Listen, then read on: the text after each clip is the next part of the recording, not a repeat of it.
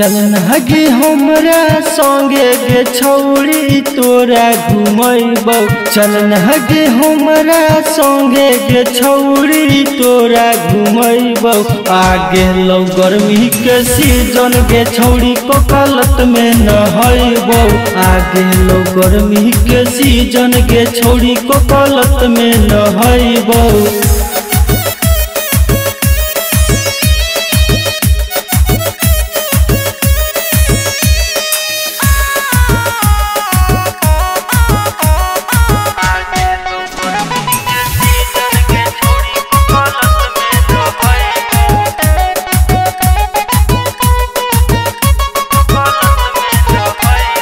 हमारा बात छौड़ी मान ले न कहना, फेमस नवादा में कोकलत के झरना।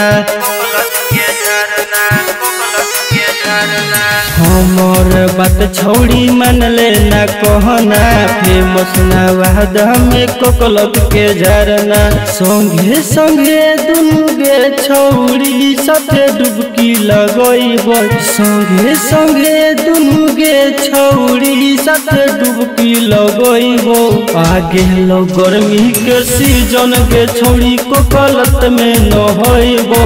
आगे लो गर्मी के सीजन गे छौड़ी कोकलत में नहैबौ।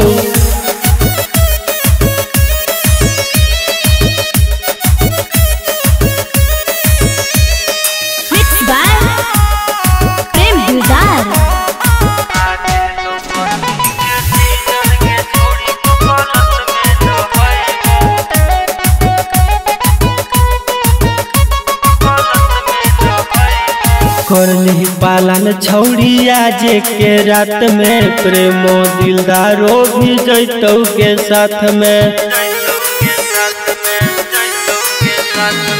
करली पालन छौड़ी आज के रात में, पिंटू श्री चंदो भी जैतौ के साथ में। लगड़ी लगड़ी के गे छौड़ी साबुन शैम्पू लगैबौ।